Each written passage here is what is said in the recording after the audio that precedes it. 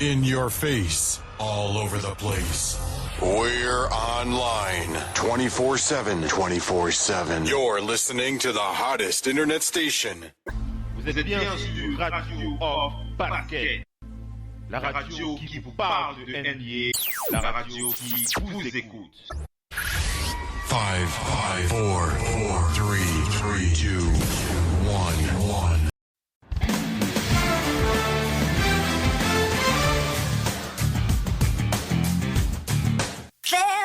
Are you listening?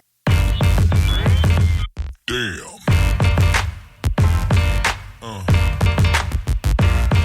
Yeah. Yeah.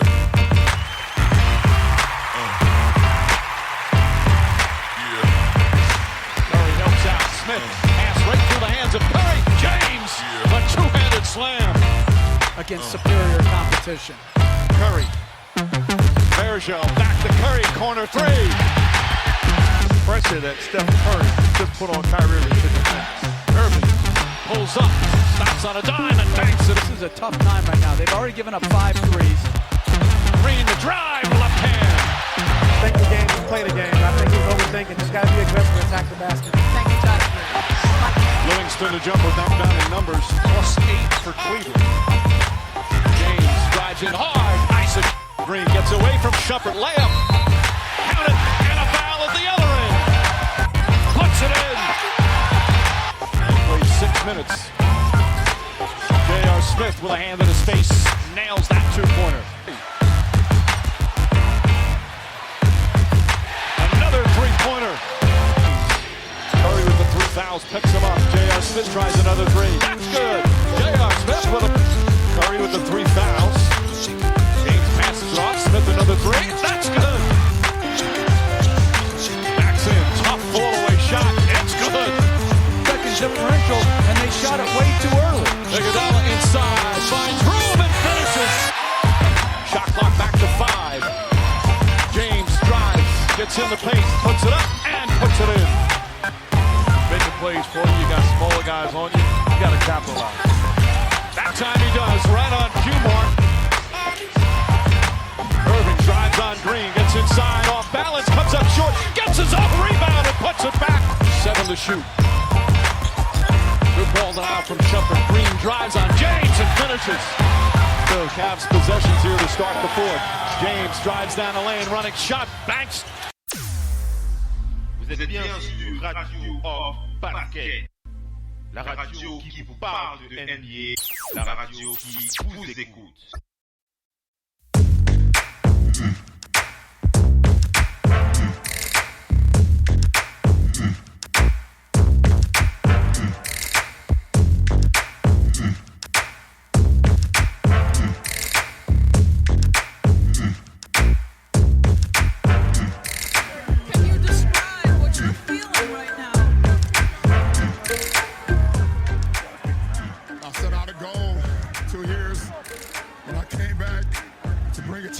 To the city. I gave everything that I had. I poured my heart, my blood, my sweat, my tears to this game, and against all odds, I don't know why we want to take the hardest road. I don't know why the man above gives me the hardest road, but it's nothing the man above don't put you in situations that you can't handle. And I just kept that same positive attitude, like, instead of saying, why me, they're saying this is what he want me to do. And Cleveland, this is for you. Oh.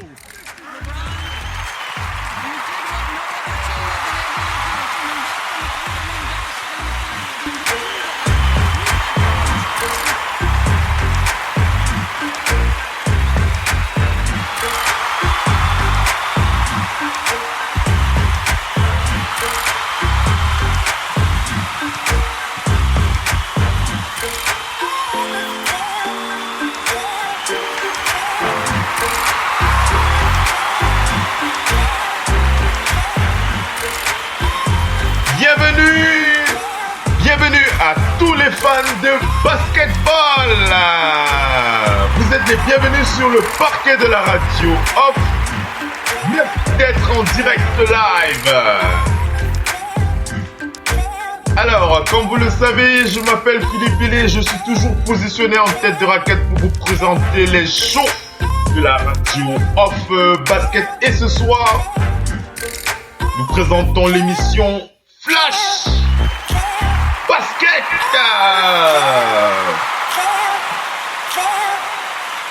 Alors, comme vous le savez, pendant les Flash Basket, je ne suis jamais seul sur le parquet de la radio Off. Alors, on va aller très vite sonner notre coéquipier du soir, mon LeBron James, le Mopao. Allez, je vais le sonner.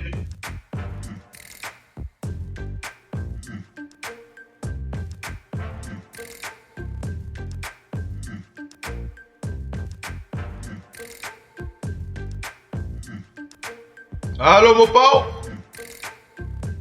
Oh, le LeBron James, le MVP de la fine équipe de la radio Off, en direct sur le parquet de la radio. On dit quoi, mon frère? Yeah, ça sent les mignons, pour ne pas dire les millions.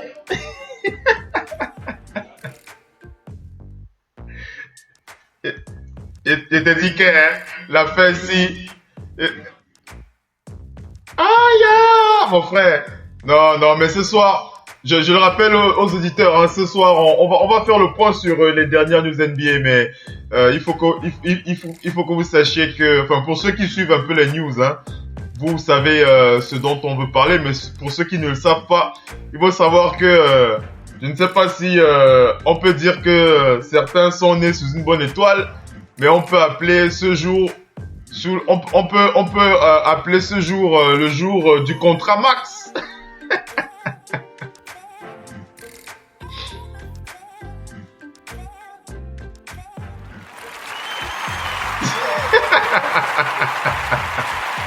On va refaire le point là-dessus. Il y a énormément de choses à voir. J'ai pas arrêté de prendre des notes. J'avais mal à la main. Je voyais les chiffres qui faisaient que descendre là sur mon mur d'actualité. Et je n'arrêtais pas de noter. C'est que merde, les gars, c'est bon comment?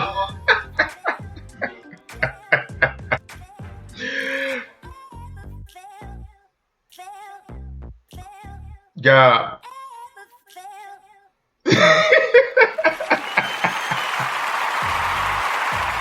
Gars, je te jure. On va refaire le point là-dessus, hein. C'est l'objet de ce Flash Basket. C'est pendant cette émission qu'on fait l'actualité donc du moment, hein, l'actualité de la Grande Ligue, hein. Donc on va faire le point. Vous savez que nous sommes en pleine période de transfert NBA, donc il y a beaucoup de choses à dire. Bon, on le sait, hein, il y a beaucoup la majorité des internautes sont sur les sites, donc vous savez un peu ce qu'on va dire. Mais pour ceux qui ne sont pas connectés, c'est aussi bien. Et aussi pour ceux qui le savent déjà, ça fait toujours plaisir de réécouter les news, hein, à la radio. Hein, à la radio, on suit toujours l'actualité sur un nouvel angle. Allez. Allô? Oui, madame. Ah, tu vas rigoler, hein, mais il y avait un problème avec ton micro était coupé. Vraiment, tu as coupé mon micro. Moi, je n'ai pas mal coupé, c'est seulement un truc. Moi, j'arrêtais pas de parler. Allez, je m'excuse auprès de l'auditeur. On a eu un petit souci technique, ça vient de moi, c'est de ma faute. Mopao a parlé pendant quelques minutes et personne ne l'entendait parce que il y avait un problème avec son micro sur ma console. Alors, on est désolé, hein. Mopao est bien en direct, hein, le small forward, le LeBron James, le MVP de la radio Off Basket est bien présent, hein, Mopao. Vas-y, parle, faut que tes fans t'écoutent. Maman, c'est tout l'argent qu'on vous appelle. Quand on me tient même qu'on portait le sac, on me fait le fusil, on me 2 millions sur le compte là, mais... C'est pas 94 millions de dollars. Oh. Allez, on va donc faire le point là-dessus. Allez, on va commencer d'abord par les préalables à chaque émission. Hein. Comme vous le savez, c'est nécessaire d'évacuer cela pour les nouveaux auditeurs, hein, pour ceux qui nous rejoignent pour la première fois sur la radio. Donc, comme vous le savez, je m'appelle Philippe Billet, je suis bien positionné en tête de raquette pour vous présenter le show Flash Basket avec mon coéquipier du soir, le MVP, mon LeBron James, mon small forward Pierre Goramer en direct du Delaware aux États-Unis. Donc on va un peu faire le point donc sur l'actualité de la Grande Ligue. Hein. Donc en gros, on va vous dire le programme. On va faire donc le point sur l'actualité, les derniers news sur les transferts ou bien les renouvellements de contrats qui ont été effectués, qui ont été confirmés il y a encore quelques heures. Et on a intégré un dossier très intéressant. Vous savez qu'on aime bien les dossiers vintage sur la radio off basket. Ça permet aux plus jeunes d'en apprendre un peu plus sur l'histoire de la Grande Ligue. Et ça permet aussi aux anciens de se remémorer les moments clés, les moments qui les ont fait, qui nous ont fait vibrer. On peut dire ça comme ça, mon Pao. Ah ouais. Et pour ce soir, j'ai choisi de vous faire revivre les finales NBA 2001, à savoir les Sixers contre les Los Angeles Lakers. Donc Allen Iverson contre Kobe Bryant et le Shaq, hein, mon Pao. Ouais. Ça c'était une finale, mon frère. N'est-ce pas? Un Olympian, comme dit souvent, le duel des titans. Olympian. Yeah. On peut aussi le dire que c'était à cette période que Allen Iverson notamment de Answer on peut dire qu'il était au firmament de ses capacités, de son talent. On peut dire ça comme ça, non? Il était au sommet des capacités, mais même avec tous les PB qu'il a eu, on peut dire qu'il était au sommet parce qu'il a eu de great moments, hein, depuis que c'est vraiment un phénomène, ce gars, mon frère. Ouais, donc on le rappelle, hein, sur cette finale NBA, c'est vrai que cette finale a été remportée par les Lakers, mais c'est surtout l'influence, la présence et la façon dont Allen Iverson a marqué de son empreinte ces finales NBA qu'on n'oubliera jamais, hein, Mopo. Ah oui. Pour un gars de son gabarit, de mener une équipe qui est en bas du podium jusqu'à ce niveau-là face à une équipe de Lakers qui était load up cette année-là. Ça, c'est un très gros espoir. Hein. Le sport était gigantesque. Ouais, donc on reviendra dessus. On va se remémorer ces finales 2001. Hein, donc ça permettra aux jeunes qui ne savent pas comment ça s'était passé d'en apprendre un peu plus. Sur cette période, hein, en 2001, hein, donc c'était vraiment une époque qui nous avait fait briller au niveau des yeux, au niveau du regard, au niveau de tout, au niveau du cœur, au niveau de tout notre être, de toute notre âme, on va dire ça comme ça. Et bien entendu, ça permettra aussi à tout le monde de revenir sur cette période de l'histoire de la NBA que nous chérissons tant. Allez, donc les préalables à chaque émission. Donc comme vous le savez, notre radio n'est pas une radio à fréquence, c'est une radio sur Internet, une web radio. Donc pour nous écouter, un seul lien, www.radiooff.net, www.radiooff.net. Une fois sur le site de la radio, vous pouvez télécharger à loisir les applications de la radio off. Vous avez toutes les indications sur la page d'accueil de la radio. Donc c'est bien marqué télécharger nos applications, etc. Vous ne pouvez pas vous tromper et donc vous pourrez donc installer ces applications sur votre téléphone et ça vous permettra d'avoir la radio off basket dans votre poche constamment. Donc nous resterons connectés. Ceux qui souhaitent participer en direct à la radio, vous souhaitez passer à la radio pour être plus précis, ça marche très facilement avec Skype, c'est-à-dire que quel que soit l'endroit où vous vous trouvez dans le monde, vous nous envoyez une demande de contact avec votre compte Skype, on reçoit vos contacts, on vous intègre et on vous appelle en conférence call quand vous êtes prêt pour le direct et ça vous permettra de passer à la radio. Vous pourrez donc donner vos impressions, poser, commenter l'actualité avec les animateurs ici présents. Hein. Donc n'hésitez pas, hein, on est une grande famille ici sur le parquet de la radio off. On ne se prend pas pour ce qu'on n'est pas. Donc vraiment n'hésitez pas à nous contacter si vous souhaitez passer à la radio. Par contre, si vous souhaitez utiliser votre clavier, alors il n'y a pas de soucis. Pour cela, vous pouvez le faire en chattant, en tapant vos commentaires, vos questions sur la page Facebook de la radio qui s'appelle Radio espace off, HOF espace basket. Donc vous tapez donc le nom Radio Off Basket. Une fois que vous avez trouvé notre page, vous nous mettez un petit j'aime, hein, ça fait toujours plaisir d'avoir un petit like, un petit j'aime, et vous pouvez donc commenter et participer en direct live en mettant donc vos commentaires. On n'hésitera pas à lire vos réactions en direct. Alors, pour ceux qui ceux qui préfèrent utiliser Twitter, qui sont plutôt des aficionados du réseau Twitter, alors il n'y a pas de souci, hein, vous pouvez commenter, taper votre commentaire, votre question à l'attention du compte Twitter de la radio, @radio_off_basket en un seul mot.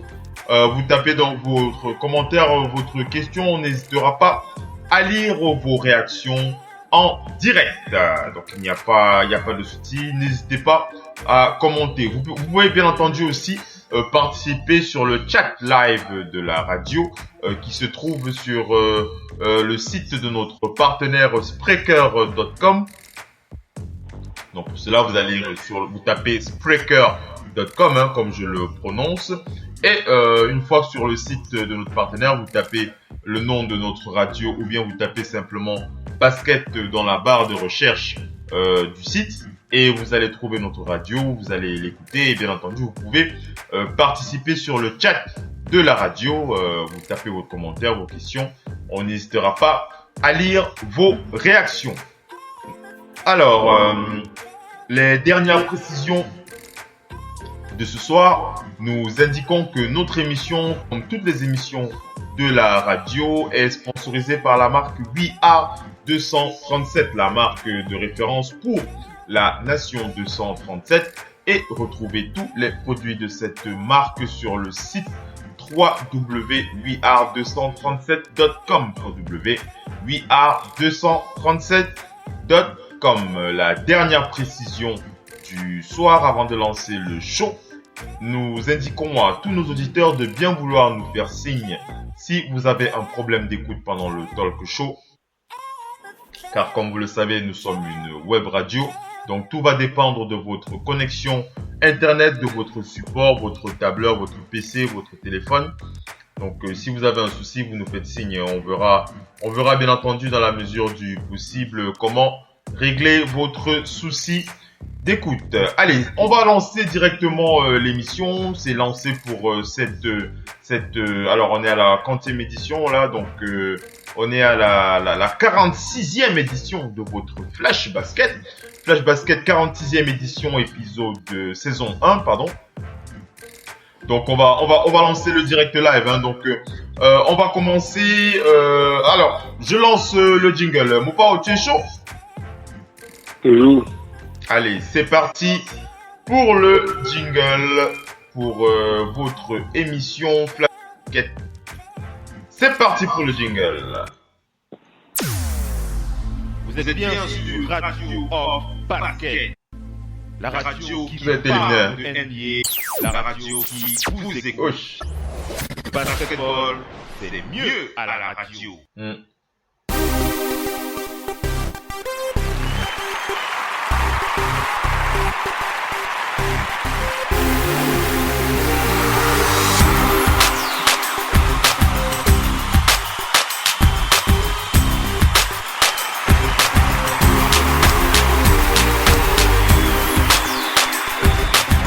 Allez, c'est parti donc pour le direct live, hein. Donc vous l'avez constaté, en même temps on est en train en même temps qu'on fait cette émission, on suit aussi le direct au niveau du championnat de la Coupe d'Europe, au niveau de la rencontre qui s'est jouée aujourd'hui. C'était donc l'Allemagne contre la Belgique, et l'Allemagne qui a donc battu la Belgique sur le score de combien, Mopao?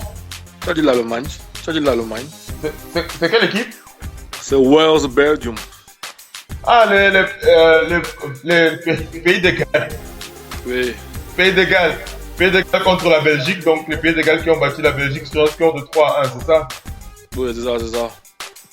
Voilà, donc vous le savez, on est tous des passionnés de basket, mais le foot garde aussi une grande place dans notre cœur. Ça nous permet de rester toujours connectés. Donc, désolé pour les Belges C'est dommage. Allez, on est donc reparti donc pour le basket. Hein, donc voilà, on fait le point sur les dernières news NBA. Donc on va commencer par attaquer d'abord une réaction. Comme vous le savez, on avait déjà parlé du transfert de Serge Ibaka du côté d'Orlando. Tu te souviens, mon pauvre, on en avait déjà parlé. On a longtemps parlé. Sur le parquet de la radio off, on avait notamment donné nos impressions là-dessus. Mais par contre, on n'avait pas diffusé l'interview, l'introduction de Serge Ibaka en conférence de presse auprès des fans des matchs du Magic d'Orlando. Donc, vous savez, hein, Serge Ibaka a été échangé avec d'autres joueurs, notamment Oladipo. Je prononce bien, non? Victor Oladipo. Victor Oladipo. Donc, qui a rejoint donc OKC. Hein, donc, on avait notamment beaucoup discuté de ce move et on espère que Victor Oladipo sera vraiment le joker qui manque à cette équipe du Thunder. Alors pour le Magic d'Orlando, donc comme on vous l'a dit, Serge Ibaka a donc rejoint cette équipe du Magic. Hein. Vous le savez, Serge Ibaka, un joueur d'expérience, d'une très grande expérience, notamment en défense, un joueur complet, hein, un intérieur complet, on peut le dire, même si c'est en défense qu'il a imprimé sa marque du côté du Thunders. Mais c'est un joueur ultra complet maintenant. Hein. Il fait presque tout aujourd'hui en NBA. Donc du côté vu qu'il a maintenant rejoint le Magic d'Orlando, il a notamment donc réalisé non, c'est pas lui qui a réalisé, mais il y a une conférence de presse. Vous savez, quand un joueur intègre l'équipe, il y a une conférence de presse qu'il réalise avec son GM et les journalistes présents en conférence de presse. Donc on va diffuser d'abord les réactions de Serge Ibaka suite à son transfert à Orlando. Vous allez écouter ses réactions, les questions qu'on lui a posées, et bien entendu on reviendra après cette introduction de Serge Ibaka au Magic d'Orlando. Ça dure environ une quinzaine de minutes, hein, Mopao. Donc je te fais signe tout à l'heure. De toute façon, tu restes connecté, je coupe juste ton micro et je lance l'interview. Hein, Mopao? Il te cool, voilà. Ok. Allez, c'est parti. Donc, on lance l'introduction de Serge Ibaka au Magic d'Orlando. C'est parti. Vous êtes bien sur Radio Off Basket. La radio qui vous parle de NBA. La radio qui vous écoute. We get to officially welcome Serge to our community and our organization, and we're extremely, extremely excited. You know, Serge is someone that really fits our organization. He's someone who fits what we're trying to do on the floor, what we're trying to do in the community, and we're really excited about all the different things he's going to bring. I had the pleasure and privilege of knowing Serge for a few years, and what I can tell you is that his character, his work ethic, his competitive spirit, his real sense of team, and the toughness that he brings is really going to heighten our group and really help excel and accelerate our progress. We're very confident of that, and like I said, he's just a great fit all the way around. So with that, I'd like to officially welcome Serge to the Magic. Thank you. Well said, Rob, and you know, just to echo some of his sentiments that Rob was talking about. You know, Serge Ibaka is such an important piece to taking this organization where we want to take it, to becoming a defensive monster, be one of the best defensive teams in the league. We're going to preach defense, you know, as much as we always have, or as much as I always have. But you have to have the people that can get the job done. And you know, having dinner last night with Serge, we always know that he has the ability. Okay, he has the instincts of blocking shots and the physical ability, you know, to switch and all that stuff. But what he said to me last night is, "I love to play defense," you know, and that's really where it starts. You have to have the ability, but when you have a passion for it, when it's something you enjoy that end of the floor, that's when you have a player and a leader, you know, that's going to help us become a great defensive team. And you know, a couple of areas we wanted to improve our team this year was more defensive talent and ability, more perimeter shooting, and more experience and more toughness. And he checks all those boxes. Serge is somebody that I've coveted in terms of coaching against him and always wanting the opportunity to coach throughout my career and throughout Serge's career. So we're just thrilled that he's here, and I'd like to welcome him as well. Welcome, Serge. Thank you. Well, I just want to thank you guys to be here today. I'm very excited to be here. Happy, I know it's a new challenge for me, for my life, and I'm the moment where I need it. So I'm here and I'm ready to work. I can't wait. Okay, we'll open it up for questions now. Start with Josh. Serge, Josh Robbins from the Orlando Sentinel. What was your reaction when you heard about the trade the following morning, and how does a veteran lead a younger group?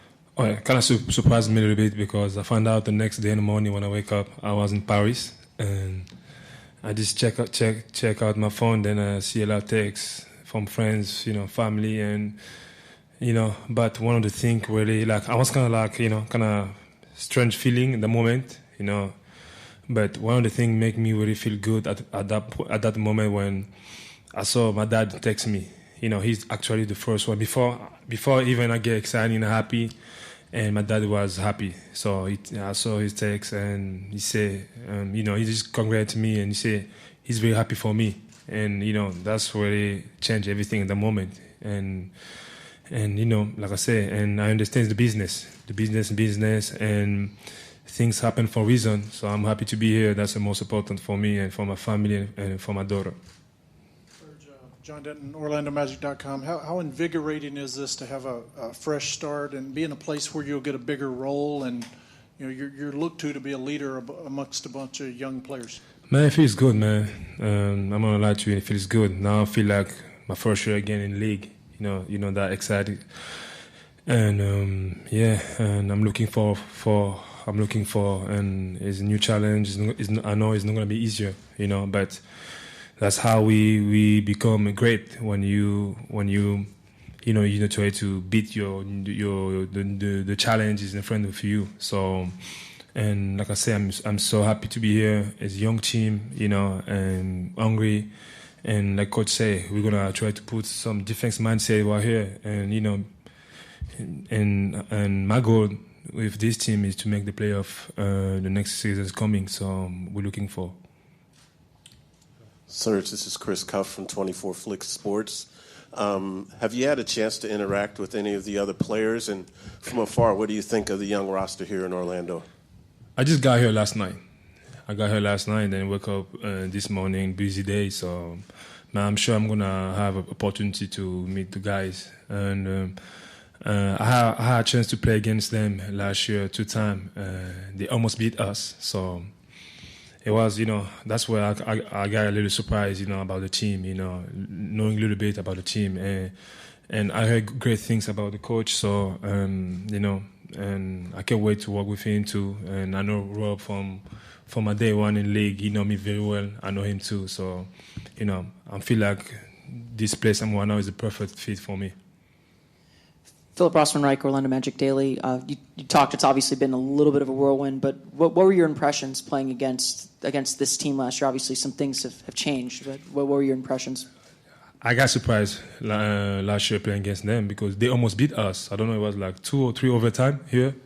Crazy game, and it was like, wow, and like I say, they got great guys and young talents, and, I think it's always good to play, knowing I'm going somewhere and I'm going to work with good people, because, that's myself, that's how I am, and I'm excited because I know I'm gonna bring them. With 7 years I've been in the league and playing with one of the two best players in the game, I'll be learning a lot of things, I'm sure I'm gonna bring those things here and try to help the guys.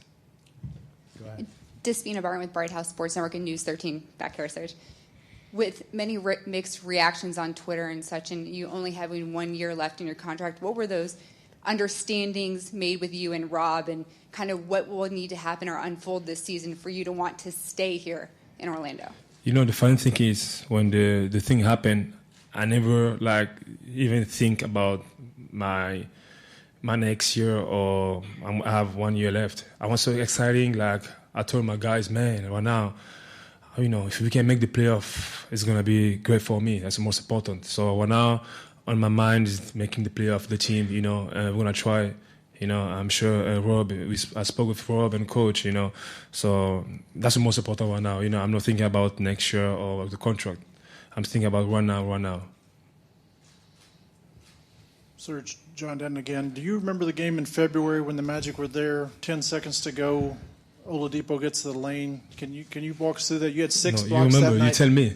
Yeah. I don't remember. You tell me. How much can you be a defensive anchor, that kind of guy who can cover up mistakes with your shot blocking abilities? You know, I love to play defense. It's one of the things when I get on the court. The first things my focus is to start my game with defense. You know, and I know a lot of people, you know, be telling last year my blocks go down, but one thing they don't understand is only people like coach, you know, they can understand because they really know the game. They understand is I be doing more than just blocking shot. That's why my block shot go down, because when now I can switch 1 to 5, you know, I can play all those positions, you know. So like I say, you know, defense is that's why I'm here. If today I'm here with you guys in front of you guys because of defense. Philip Rossman-Reich again. Yeah, I was always told myself, I'm working for myself, for my family, for my future. So the future is right now, I'm here right now. So I've been working already. I'm ready. Hey, Serge, Adam Shadoff from Fox 35 in the back here. You have an interesting backstory. How does your upbringing, how did it kind of mold you into the man and the player that you are now? You know, all those, you know, circumstances in my life, you know, and since I was young and in Spain here in the States, you know, really helped me to be, you know, the person I am right now, you know. And also one of the things I'm gonna thank the Thunder organization. They really did help me. They did a really large job, a great job. My first year when I got here in the state, and you know, so. I always, you know, I'm the kind of guy I never forget where I come from. You know, even I'm here in a new situation, and it's a great opportunity for me. I'm happy here, but I'm never gonna forget where I come from. And especially people who did a lot of things in my life to be the person I am right now. Serge, Jamie Say, the CBS affiliate here in Orlando. The guys say you love defense. Why do you love defense? What's your approach when you play defense, and how do you feel about offense as well? You know, like to me, I love defense because you know, defense is, you know, like in the game. Some people like, you know, some people enjoy, you know, some people enjoy to assist the ball.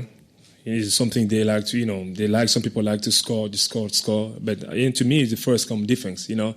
Well, thank God with my hard work, and now I know I can play both ends of the floor, you know. But it starts from defense, you know. I had the opportunity to be in the league when I have 7 years because I started with defense. That's why I love defense. And because he's really good at it. Thank you.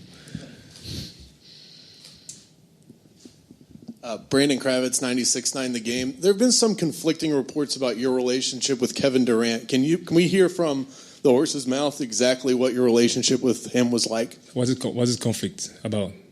That you guys didn't quite get along? Who said it? Well, I've seen a variety of reports that have said that. Well, they don't know. So, about friendship, something about me about friendship. I don't like to be here in front of the camera talk about friendship because me and Kevin, we know the truth, you know. And it's a lot of things I can say right here, but sometimes it's not everything you can say in front of people. So whatever he says is not going to really bother me because he don't know. Hey, Serge, this is Chris from 24 Flick Sports again. Just wanted to ask you, I see you have the Orlando Pride, Orlando Strong shirt on. Mm-hmm. I hope you're obvious of what's happened in this city and the healing that's going on. Would you care to comment on that for us? Oh, yeah. You know, I know about what happened here in Orlando and the shooting guns in the club. You know, it's hard, you know. And also, that's why I'm here. That's how I wear this T-shirt. I asked Rob last night if I can wear this T-shirt to show my support and people of Orlando, because now they are my family. Now is my home now, so I had to show them the support. That's why I wear those. Serge, 2 questions if you could. Could you just talk about your relationship with Rob? Rob told us about a dinner you guys had in Spain all the way back in 2008. Yeah. Could you talk about that first? Well, the long story short is, Rob, we met. Rob, I saw Rob the first time in Spain. He was working with the Thunder, and he was a nice guy, and we had a great moment, with him. And then after they left the team, and it was kind of a surprise to me too, like when I found out he left. But since that, we are just like a family. When the first I saw him last night, to me it was not like my GM. I didn't see him like my GM. I saw him like my friend when I saw him last night. So, and knowing I'm working with someone I know very well and he know me very well is always a good thing. In OKC, you kind of became more of a three-point shooter, kind of a spot-up shooter, playing off those other 2 guys. Are you looking forward to maybe playing a more traditional 4 where you're back inside a little more? But I think that's kind of question you have to ask coach. I'm just a player, and I'm going to be ready to respond whatever he asks me to do. We plan on taking advantage of his three-point shooting, but also exploring, the rest of his game in the post, in the dunker spot, around the offensive glass, rolls to the basket, running the floor. He was limited in the opportunities that he had, with the way Oklahoma City played, and we think this is an opportunity for his game to really grow on the offensive end. Any final questions? Go ahead, Philip, Josh. Go ahead, Josh. Serge, is it correct you will not play in the Olympics? Yeah, I'm not playing. I'm out. What was your rationale for that? What was your reasoning for? I spoke with the coach, national team coach, and the federation, and we spoke, and we just think it's the best, for both sides, to for me to take rest. So that's why we come with that decision for me to not play this year. So.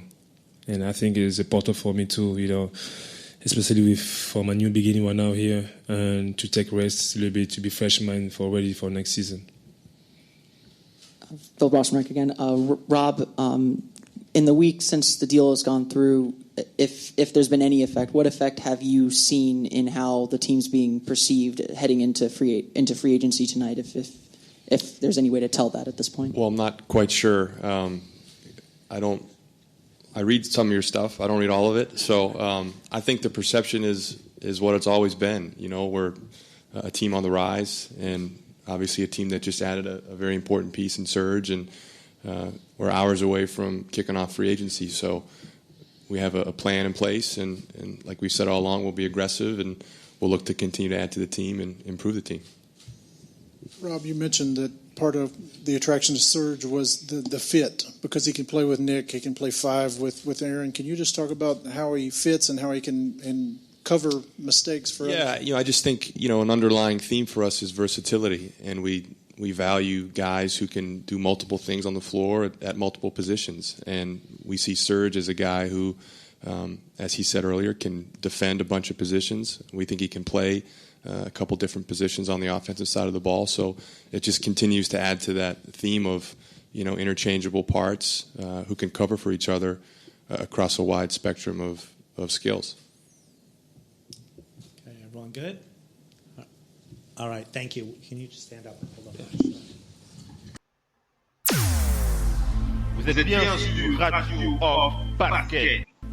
La radio qui vous parle de NBA, la radio qui vous écoute. Donc c'est reparti pour le direct live Radio Off Basket.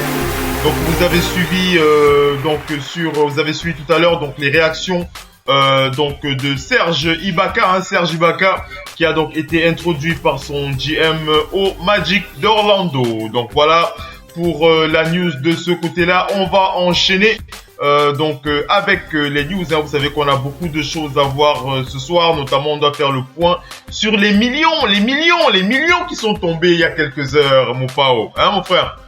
Mon frère, c'est comme a dit Digital, il a dit un peu le meilleur mot, le Monopoly. Le Monopoly, mon frère, c'est tombé. Même les contrats. Allez, on commence.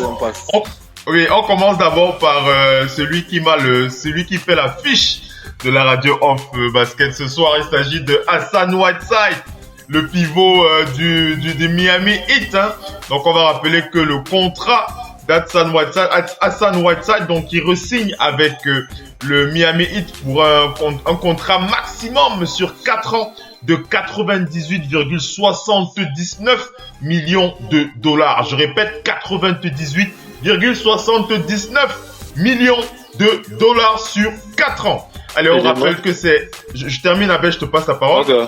On termine que c'est sur Players Tribune qu'Hassan Whiteside a annoncé qu'il re-signait au Heat de Miami. Pour le moment, on ne connaît pas encore les détails du contrat, mais cela ne saurait tarder. Alors, Hassan Whiteside, il a précisé dans le Players Tribune: j'ai joué dans 8 équipes depuis que je suis à la fac de Reno, en passant par Sioux Falls à Sichuan en Chine. Je ne suis pas prêt pour la 9e. J'ai décidé de re-signer avec Miami et je voulais simplement prendre le temps de dire aux fans à quel point vous êtes important pour cette équipe et pour moi. Je suis impatient de retourner au boulot et d'essayer d'apporter un titre à Miami. Ta réaction, le Mopao? Je voulais dire, tu te rappelles au milieu de saison quand Damon Green a insulté Whiteside qu'il est un pauvre, non? Oui, je me souviens. La vie, c'est comme le karma, en fait, parce qu'on fait une chose. Ouais, c'est vrai. Ton talent va toujours primer sur peu importe ce qu'on va dire. Ça se il avait tweeté qu'il était pauvre, c'est vrai. Oui, dans la vie en général, tu vois un peu, non? Ouais. Et je vais jamais oublier ces mots. Green a dit, tu es un joueur qui mérite, tu vois un peu, dans ton salaire, c'est un truc que j'utilise pour acheter quoi. Hassan Whiteside est passé d'un contrat de 9 800 000, tu vois un peu dans le dollar, surtout l'étendue qu'il avait. 98 millions, putain. Comme on dit ceci, le talent. Excusez-nous pour les gros mots. Le talent ne manque pas. Et une chose, surtout ce que Dieu fait, ben, tu vois un peu, non?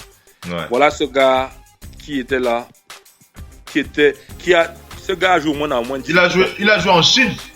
Ce gars a joué dans des équipes, tu ne peux pas imaginer le nombre d'équipes dont ce monsieur a gagné. Ouais. Tu me suis un peu, non? Il a vraiment galéré. Là maintenant, la gars, c'est donc max de respect. Il désert son conscient pour de même que même 150 millions, il a dit que non, poussé. 88 millions de dollars, t'as là. J'ai dit.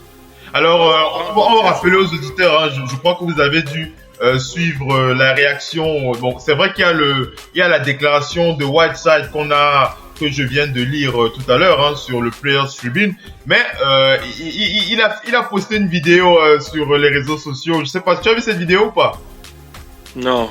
Il a posté une petite vidéo où il fait une petite comédie où il joue un peu bref, il a fait une comédie avec son cousin où son cousin lui pose la question: alors, c'est quoi ta décision? Et puis il a fait passer le morceau de Will Smith là, à Go into Miami. Tu sais Yeah. Dans sa chambre d'hôtel. Alors on a l'enregistrement du son audio de la réaction de Whiteside dans sa chambre d'hôtel lorsqu'il a appris la re-signature de son contrat à Miami.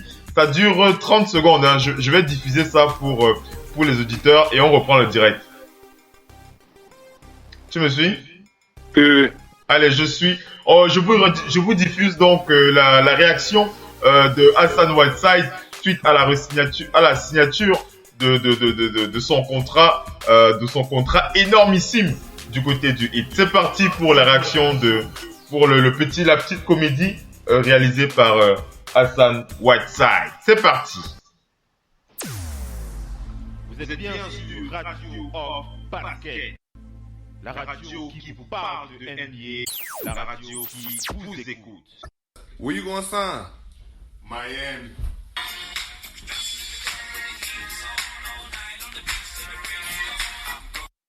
Hey, cuz, where you gonna sign? Miami.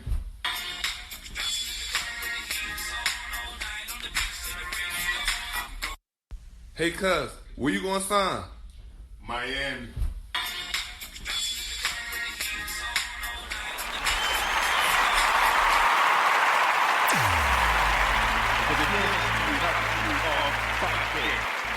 La radio qui parle de NBA, la radio qui vous écoute. Alors, c'est reparti donc pour le direct. Vous avez suivi un peu la réaction de Hassan Whiteside. Alors, je te décris un peu la scène. En fait, c'est son cousin. Mon père, tu m'écoutes? Oui. Oui, c'est son cousin qui rentre dans sa chambre d'hôtel. Hassan Whiteside est assis sur son lit et il lui dit, hey, cuz, where you going? Yeah, I'm going to Miami. Et il diffuse la musique de Will Smith. Tu sais, le morceau de Will Smith qui a chauffé à l'époque, là. Welcome to Miami. Tu te souviens? Oui. Voilà, donc c'est ça. Voilà, c'est ça qui est assez marrant. Donc, on le rappelle, hein, la resignature de Hassan Whiteside, donc qui est très très heureux. On est aussi très très heureux pour lui, comme mon père vous l'a dit. C'est un contrat vraiment mérité pour ce talent, ce pivot un pivot d'une espèce très rare. Hein. Ça fait très longtemps qu'on n'a pas vu un pivot dominer aussi aisément, notamment sur les aspects défensifs du jeu, mon Pao. Et il faut préciser, en dehors de sa domination, c'est un gars très très mobile. Tu avais dit, c'est un gars relentless, comme on dit, il peut atterrir, rebondir. Il rebondit un peu comme une balle de tennis. Et c'est surtout son aptitude athlétique, là, donc il est vraiment athlétique, sa taille. Tu vois, les gars qui sont grands, mais ils sont pas aussi assez athlétiques. Mais lui, il est vraiment athlétique. Vraiment. S'il était healthy, sur 2-3 ans là, Miami compose ils ont de bonnes chances. Là. Oui, ils vont être des bons contenders. On a vu ce qui s'est passé cette saison, non? Ils n'étaient pas si loin. Ouais, c'est clair. Ils n'étaient pas loin du tout. Ça, c'est vrai. Ils ont réalisé une bonne série de playoffs. Hein, il faut le rappeler. Ils n'étaient pas ridicules du tout. Allez, on va enchaîner avec le dossier d'un autre joueur. Il s'agit de Jerry Bayless. Hein, on en parlait tout à l'heure en off, hein, mon Pao. Donc, Jerry Bayless, qui signe du côté de Philadelphie chez les Sixers. Alors, on rappelle simplement que à la recherche d'un meneur, les Sixers ont donc trouvé un accord avec l'arrière Jerry Bayless. On rappelle qu'il peut jouer non seulement meneur, mais qu'il peut aussi jouer au poste 2.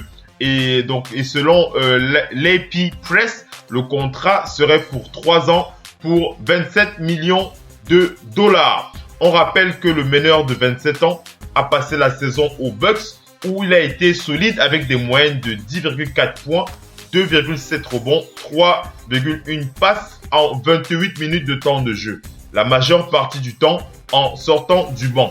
Compte tenu du montant du contrat et du manque de meneur des Sixers, on peut penser que c'est sur lui que Brian Colangelo a misé pour être le meneur titulaire de cette équipe ou alors au poste 2. C'est encore difficile à préciser.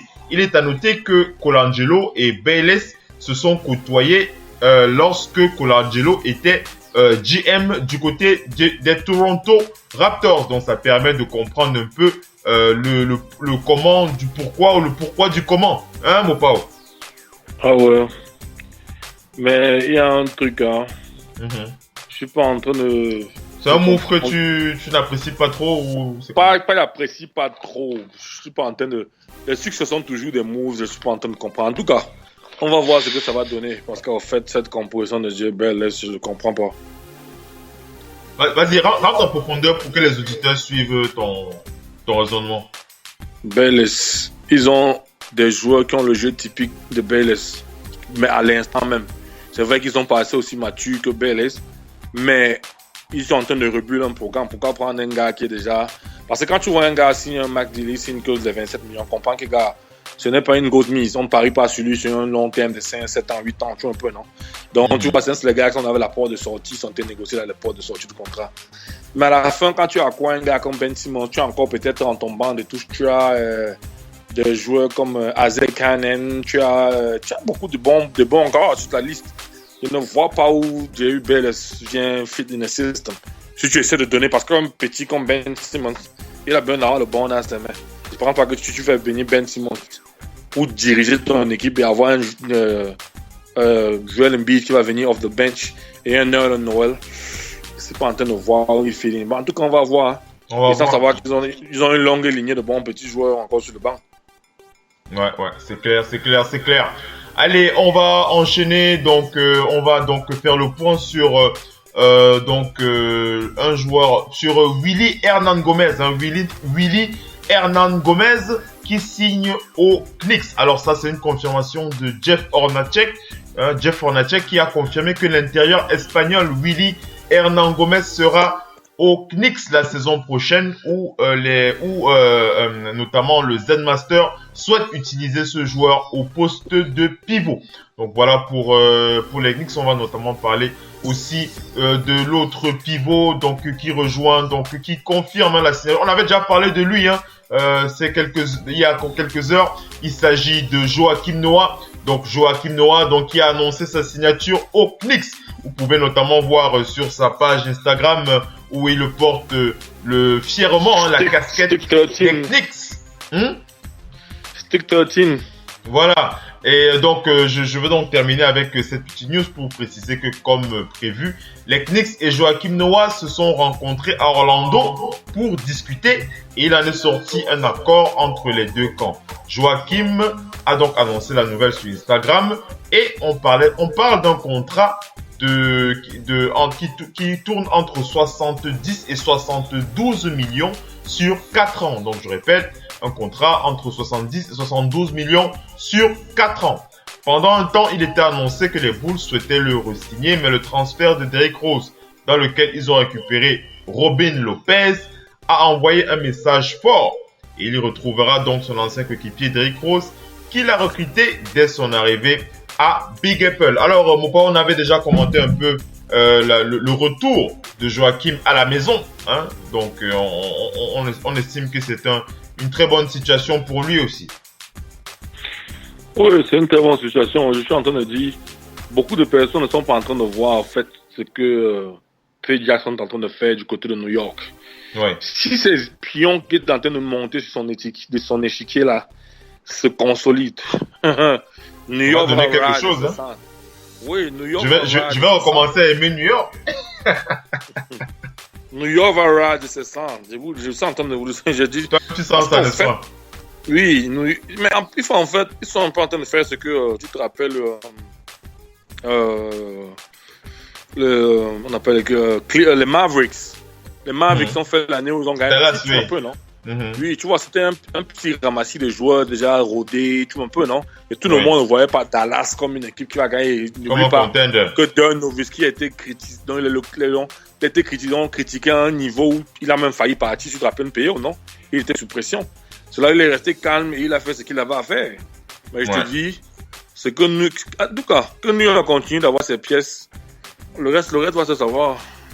Ouais, c'est sûr. Allez, on enchaîne donc les news. On enchaîne avec le dossier Nicolas Batum. Nicolas Batum, le chouchou de Michael Jordan, le GM, la légende Michael Jordan. Nicolas Batum qui est vraiment son chouchou, puisque Nicolas Batum a donc re-signé avec les Hornets de Charlotte.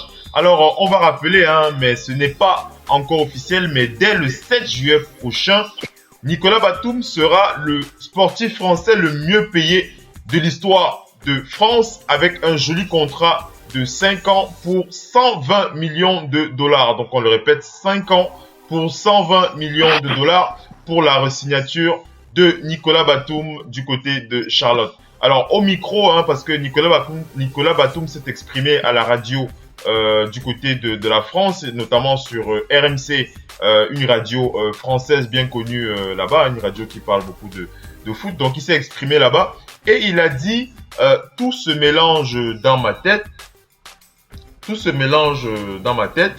Je suis assez content d'avoir trouvé un bon deal de confiance avec Charlotte. On était tombé d'accord très vite. Avoir la confiance d'une équipe qui m'a fait confiance l'année dernière avec Michael Jordan m'a fait comprendre qu'ils étaient prêts à tout pour me garder, et ça a beaucoup joué dans ma décision. Entrer dans l'histoire par rapport à ce contrat au niveau financier, c'est un bonus. Alors, les journalistes lui ont parlé de son contrat à Nicolas Batum, mais lui on fait la remarque comme quoi son contrat, il est maintenant payé plus cher que Tony Parker. Tony Parker qui était en son temps le sportif français le mieux payé du milieu sportif français. Et Nicolas Batum a répondu concernant cette comparaison avec Tony Parker, il a dit « Je préférerais dépasser son palmarès sportif. Il a un palmarès incroyable. Tout reste proportionnel par rapport à la hausse des salaires NBA. Le nouveau système a complètement changé. Si je passe premier, Rudy Gobert et Evan Fournier vont sûrement suivre derrière. » Et concernant le TKO, donc pour la signature du contrat, il a dit « Je n'ai pas encore signé, mais je pars à Manille lundi matin. On est en train de travailler pour faire quelque chose directement là-bas. Le premier match contre les Philippines, je n'y serai pas. » Donc là, ça concerne sa situation avec l'équipe de France. Il dit parce qu'il arrive à la fin du TKO. Donc voilà, après il a donc parlé de sa relation avec l'équipe de France, etc. On sait qu'il va rejoindre les Bleus un peu à la dernière minute, on va dire ça comme ça. Il sera parmi les derniers représentants à rejoindre cette équipe, vu qu'il était important pour lui de renouveler donc son contrat, de terminer les négociations de son contrat avec les Hornets de Charlotte. Alors Mopao, c'est pas une grosse surprise la re-signature de Batum dans l'écurie de MJ? Non, c'est pas une grosse surprise. En fait, c'est aussi MJ fait partie du constitutif décisionnaire de son équipe. Hein. Et je pense que c'est un très bon apport, vu que tu as besoin d'un gars d'expérience. Et Nicolas Batum va porter plus que d'expérience pour une équipe qui est en train de rise. On a vu les 2 années successives. Ils ont parti au playoff l'année d'avant, et cette année, ils sont pas au playoff à cause de plusieurs. Mais c'est une équipe qui est en train de monter. En fait, c'est un collectif qui nous donne un peu comme le gars de War. Et avec Nicolas Batum consolidant là, le max deal qu'il a, max star et aller là-bas. Je pense qu'avec un Gianni Kotopunouko qui est en train de monter, ils ont un bon collectif là-bas. Ils ont un bon collectif, ouais. Et c'est un collectif que même quand tu restes ensemble pour 3-4 ans là, ils vont monter en régime, en puissance. Parce qu'en fait, hein, à la fin de la journée, tous les honneurs veulent le titre. Un peu, non? Ouais. Mais aussi, il faut réaliser certains trucs. Il faut te mettre dans les positions où en cherchant ce titre, tu peux acheter un bon joueur pendant son free agency, un peu, non? Tu vas signer un gars comme Nicolas Batum, ça te donne une acheté pour 4 ans. Un très bon joueur dans ton équipe. C'est que tu as des joueurs qui sont rise up, tu vois un peu, non? Tu vas aller nulle part. Maintenant, quand tu fais cela, quand tu fais qu'un joueur comme Kevin Durant peut-être signe, si je suis qui va re-signer une année, le Thunder, tu peux un peu tout, non? Et qui re-signe une année, l'année prochaine, maintenant, il maximise maintenant.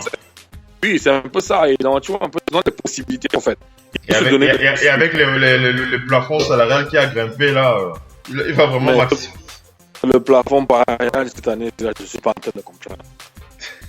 Mozgov. Vas-y, rappelle le montant de contrat de Mozgov parce que je n'ai pas. On va le rappeler, c'est une note que j'ai oublié de repréciser. C'est encore combien son contrat là? On le rappelle. Mozgov qui signe du côté des Lakers. C'est combien son contrat déjà? Je me fait mal à mon cœur, ça m'appelle. Vas-y, rappelle. 64 millions. Avec Jordan Class, 50 millions pour 400. Hey! Ama, je sais que tu es en ligne, tu m'écoutes. À partir de demain, je recèle la scène. Même si c'est en Chine, ou ça, même si c'est en Chine, on va aller signer. Mais tu remarques que dans tout ça, c'est vraiment la capitalisation d'une saison que chacun. Mozgov et le petit là, de la Dova. C'est la plus grosse arnaque du basket. Non, mais ils sont sérieux, mais les agents pas. N'est-ce pas? C'est que t'as parti sur leur salaire. Enlever même 3 millions de dollars partis versés à l'association de Bon James, Boys and Girls Club. On verse même 6 millions de dollars parce qu'en fait, ça c'est le grand fait. Donc, pas les trucs que le fait, c'est la fémania. Non, je t'assure, mais les renouvellements de contrat, ça c'est la fémania, je t'assure. Mais, papa, allez, on enchaîne donc, comme vous l'a dit, hein, Mozgov, donc, il re-signe aussi du côté des Lakers pour 64 millions. Sur combien? 4 ans, c'est ça? C'est 4 ans, c'est les max stars, mon frère. 4 ans. Allez, on va continuer avec les mignons, hein. On va continuer avec les mignons et les mignons pour parler de André Drummond. Alors le pivot André Drummond, le All-Star des Pistons qui re-signe avec Détroit, donc pour un contrat de 128 millions sur 5 ans. Donc on va repréciser, c'est 127,65 millions de dollars sur 5 ans. La re-signature de André Drummond du côté de Détroit. Hein, mon Pao? Encore un nouveau matelas de billets verts qui pleuvent sur André Drummond. Et les gars, on va avoir le tourner à la radio. Hein. Non, c'est pas tourner la banque, c'est la NBA. Non, seulement il y a les quelques joueurs qu'on a signés, c'est un calcul, c'est la game de milliards et milliards de dollars, frère. Je te dis que c'est. Non, ouais, il n'a pas de point. Quand tu seulement dit, je laisse les gars. Allez, on enchaîne pour faire le point maintenant du côté du dossier de Evan Turner. On en parlait en off, hein, mon Pao, tu te souviens. Donc, Evan Turner qui signe du côté des Blazers pour 70 millions de dollars. Alors, on rappelle, hein, Evan Turner avait annoncé qu'il était prêt à faire un sacrifice financier, hein, pour signer aux Celtics de Boston, mais il a finalement pris un très gros contrat proposé par les Blazers. L'agent du joueur a confié à Yahoo Sport qu'il avait trouvé un accord pour 70 millions sur 4 ans. Il se murmurait que les Lakers, les Knicks, les Bulls, les Mavs ou encore les Celtics étaient sur le coup. On rappelle que donc Turner est natif de Chicago et il a tourné à 10,5 points, 4,9 rebonds, 4,4 passes et une interception de moyenne en 81 matchs cette saison. Il a terminé 5e des votes pour le 6e homme de l'année. Alors, mon Pao, toi, tu me disais déjà en off que c'était quelque chose qui était incompréhensible pour toi, hein, ce mouvement de Evan Turner du côté de Portland pour rejoindre Damian Lillard. Moi, je pense que son équipe, je ne sais pas pourquoi on a laissé partir. Je ne vois pas l'important de laisser Evan Turner. Il méritait rester sur Boston. Hein. C'est ça. Evan Turner ne fait partie du noyau de Boston. Je suis en train de comprendre la stratégie du coach. Ils ont un très bon coach. Ou bien, on peut dire que stratégiquement, tu penses qu'ils n'ont pas pu s'aligner sur Portland ou quoi? Je ne sais pas. Je ne pense pas que c'est un problème d'argent. Je ne suis pas en train de comprendre. Je ne suis pas en train de comprendre parce qu'en fait, je ne pense pas que vraiment Evan Turner voulait partir. Parce qu'en fait, tu dois comprendre. Non, il ne voulait pas partir. Il était prêt à sacrifier, à signer même avec un salaire plus bas. C'est ça qu'ils ont dit. Il l'avait dit. C'est ça qu'ils ont dit, n'est-ce pas? Si un gars comme ça est prêt à arrêter, pourquoi veux-tu le vendre? C'est ça le truc que je suis pas en train de comprendre. Tu m'as un peu, non? Je suis dépassé. Ouais. Je suis en train de dire ce truc. La NBA là même déjà là. Je dis que non, moi je te rends compte, il y a même plus l'argent. Il continue. Donc voilà, Evan Turner qui rejoint donc Damian Lillard du côté de Portland. On sait que ça c'est un pion important, très important dans l'échiquier des stratégies de cette équipe, vu que Portland a vraiment fait une excellente saison, surtout une excellente fin de saison. On se rappelle leur playoff héroïque, hein, à cette équipe de Portland. Donc on pense que Evan Turner va pouvoir leur permettre d'ajouter, de remonter la pente, hein, de monter encore une marche. On va dire ça comme ça. Donc on a parlé donc du contrat de Juke, ça c'est déjà fait, et donc voilà un peu pour les news au niveau des transferts. Mais pas au niveau des transferts, est-ce que tu souhaites parler encore d'un mouvement, parce que moi j'ai fait le point là-dessus. Je vais beaucoup parler de la Dova de son fait qu'il a aussi fait. Le fait de qui? De la Dova, non? Vas-y, dis-nous alors, parce que moi j'ai pas fait le point là-dessus. Parti épais. On a donné aussi donné aux 27 ou 700 millions de dollars au mon frère. Faut partir où? De la Dova va pas au Milwaukee Bucks. Papa, LeBron James a dit que la prochaine fois qu'il se rencontre, c'est celui qui doit payer le dîner avec Mosgov. LeBron James, il a vraiment aidé beaucoup de gens dans sa vie. Hein. Tu n'es pas en train de comprendre comment le jeu, quand on est en train de jalouser ce gars, je ne suis pas en train de comprendre. Ce gars, tu peux me dire que il a changé la face du monde. Ça, LeBron James, le gars devait signer les contrats qu'ils ont signés là. C'est que Mathieu Delado va même pas en NBA. C'est vrai. Parce qu'en fait, si tu vois les trucs qui se passent, sur les réseaux sociaux, tu vas devenir fou, hein. On t'en demande comment est-ce qu'en fait ce gars signe. Ils ont mis comme ça, il est parti là-bas. Et je ne suis pas en train de comprendre. 38 millions de dollars. Tu as les termes du contrat? Combien? 38 millions de dollars, 4 ans. 38 millions de dollars pour 4 ans pour Dellavedova. L'ancien meneur des Cavs qui va à Milwaukee. Je vais réactiver Amal, il va commencer à jouer au basket. Non, c'est pas vrai, je suis sérieux. C'est quoi ça? 100 millions de dollars. Tu veux dire qu'on est en train de rater l'argent qui passe comme ça là? Oui, on rate l'argent qui passe, mon frère. Même Didier Augustine qui est parti au match là, c'est 29 millions de dollars, c'est beaucoup. N'est-ce pas? Jeremy Lin, 33 ans, au net, 36 millions de dollars. Jeremy Lin qui signe à Brooklyn, ouais. Il est parti parce qu'on a wave off George. Tu sais qu'on wave off, c'est qu'on te monte on a personne, tu passes seulement aux gens. Ouais. 36 millions. Demar DeRozan, tu as parlé de lui qui a signé, c'est 146 millions de dollars. Ouais. Jefferson est en train de partir au Pacers, 30 millions de dollars. Bradley Beal aussi. Hein? Bradley Beal à Washington. Oui, il parle de Jefferson qui part au Pacers. Ouais. Vraiment, Dieu. Non, c'est vraiment... c'est vraiment extraordinaire ce qui se passe du côté de la NBA avec toutes ces resignatures et tous ces millions qui tombent sur la tête des joueurs NBA. Hein, vous entendez le mot power, il est temps que nous aussi on essaie de voir comment on peut attraper quelques billets. En attendant, on va continuer à bosser dur pour faire monter la radio. On va mettre de radio, ça va arriver là-bas aussi, on va donner pour nos millions. N'est-ce pas mon frère? Allez, il y a une nouvelle sur laquelle j'aimerais que tu commentes. Hein. On a un peu fait le point sur les transferts. On refera encore un point là-dessus lorsqu'on aura encore d'autres nouvelles. Pour le moment, on a couvert les plus hard news. Hein. Voilà, c'est les nouvelles les plus chaudes. Hein. On fera un point là-dessus, notamment lors des prochaines éditions de la radio Off Basket. Mais il y a la dernière nouvelle sur laquelle je souhaiterais qu'on commente avant d'attaquer le dossier de ce soir sur les finales NBA 2001. Il s'agit donc de la news qui concerne le bannissement de O.J. Mayo. Hein, la NBA qui a banni O.J. Mayo. Alors, je crois que tu as suivi cette affaire. La drogue, oui, la drogue. Voilà, donc je vais lire l'info et bien entendu, tu vas un peu commenter, me donner ton impression par rapport à cela.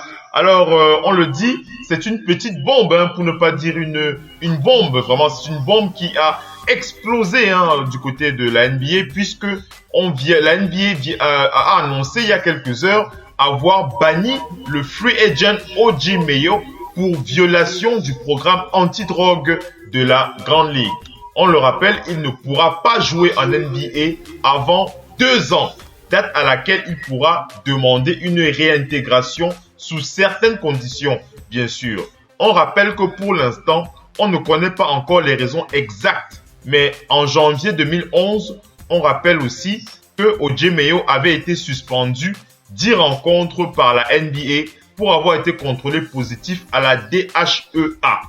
Il avait aussi eu des soucis avec une compagnie aérienne puisque en 2014, il avait consommé de la drogue en plein vol. Donc on peut le dire, hein, c'est un récidiviste dans ses affaires liées à la consommation de drogue. Alors on rappelle aux auditeurs, hein, pour qu'ils comprennent bien les motifs d'exclusion en NBA, hein, pour qu'ils comprennent bien la règle, comment ça se passe du côté de la Grande Ligue pour être exclu de la Ligue.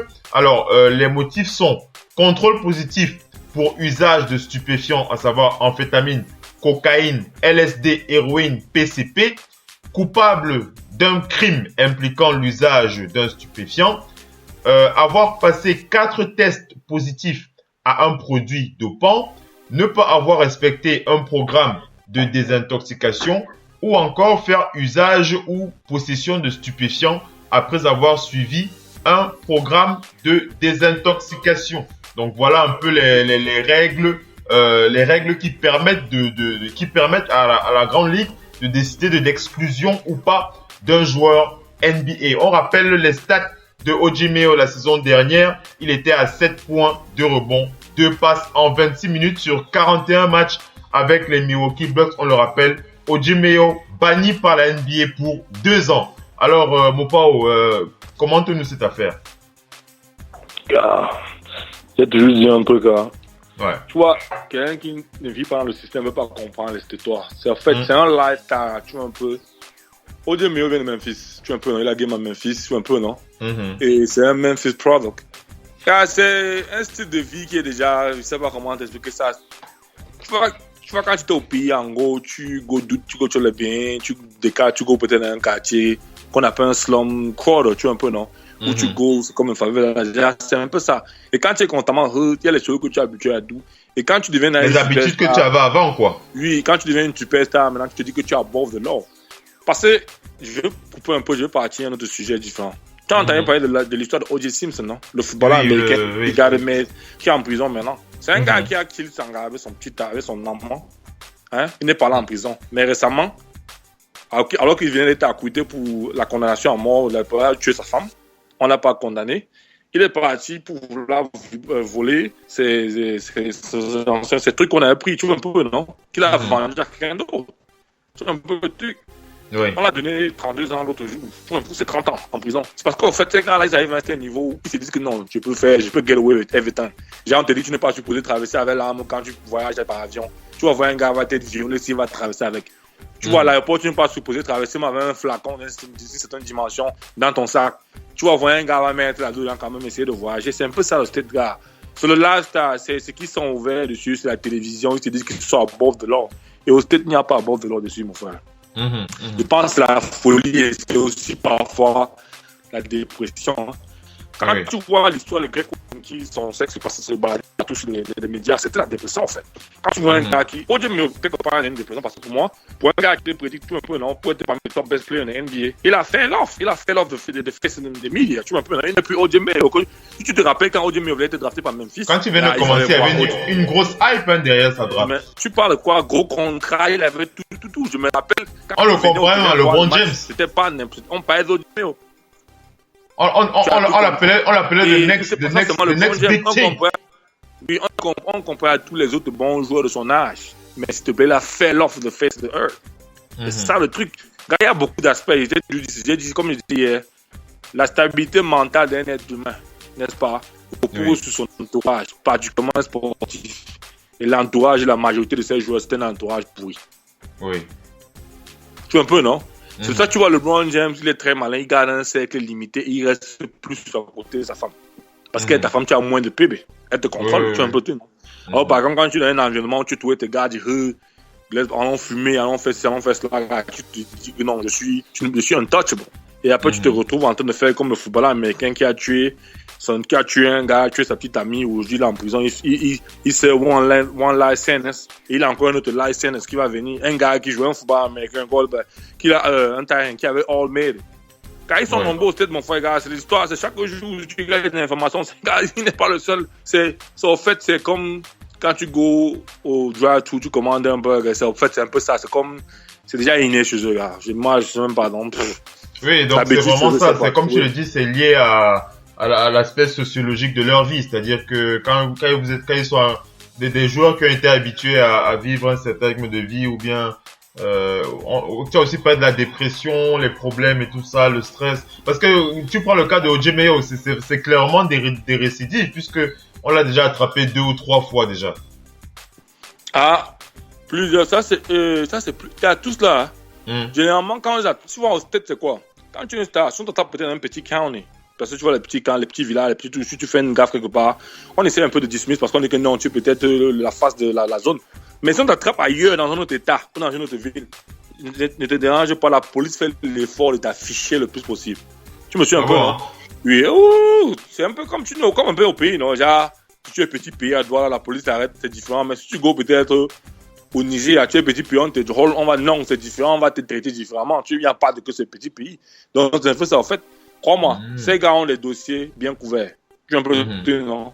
Donc, ils ont des lawyers qui handlent tout dans le noir. Tu es un peu, genre, c'est en fait, et c'est l'argent qui fait cela. Et par un moment où, quand le corps est à un niveau où le law ne peut plus handler, ce qu'on a oublié de faire, c'est que les médias doivent y aller. Et tu es un employé de la NBA. En NBA, il y a certaines choses que tu ne te dois pas de faire, en fait. Tu trouves un peu, non? Je te rappelle l'année où on a dit à Allen Iverson de porter la veste, mais la cravate, on a banni certaines choses à l'NBA à cause d'Allen Iverson. C'est ça le truc, en fait. Et quand tu représentes le Face in a Company, c'est une compagnie, mon frère. C'est une compagnie qui produit des milliards et des milliards et des milliards de dollars. Et on s'amuse pas avec un multi-billion dollar company. Derrière les choses, the way tu portray, c'est la même chose que les gars qui veulent venir au terrain. On te dit qu'on vend les tickets souvent en 39, 40 000 $. Le front row seat. Personne ne veut venir payer un front row, c'est 40 000 $ pour voir un gars qui est drogué en face de lui. C'est un peu, non? Oui. Il y a tous ces aspects-là. En fait, gars, c'est comme ils ont dit, c'est un lifestyle. C'est quand même triste, hein, parce que je le dis, bon, moi, personnellement, c'est vrai que moi, j'ai comme toi, hein, j'ai vu l'arrivée de ce joueur avec la hype qui l'accompagnait. Moi, je l'ai trouvé sympathique, hein, quand je l'ai vu arriver et j'ai commencé à suivre. J'ai vu qu'il jouait bien, hein, il avait de bonnes performances. Et puis après, on peut le dire, hein, après, dès qu'il a quitté, parce que, attends, sa première équipe, c'était encore laquelle, là? Je me souviens plus. Après, il est passé par Milwaukee. C'était Memphis?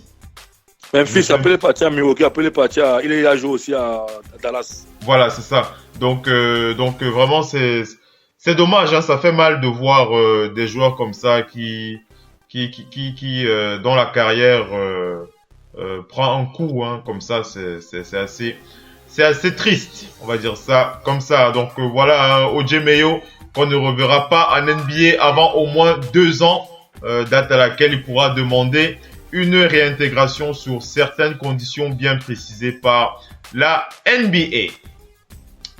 Allez, donc voilà pour les news de ce soir. Oui, mon père. Non, vas-y, mon homme.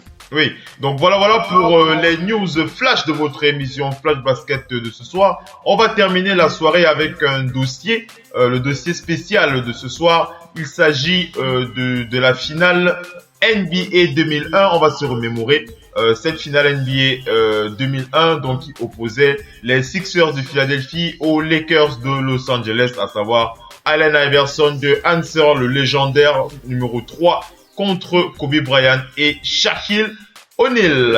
On va donc se remémorer cette finale. C'est parti pour le jingle. Donc je lance le jingle. C'est parti. Vous êtes bien sur Radio Off Basket, la radio qui vous parle de NBA, la radio qui vous écoute. Basketball, c'est mieux à la radio.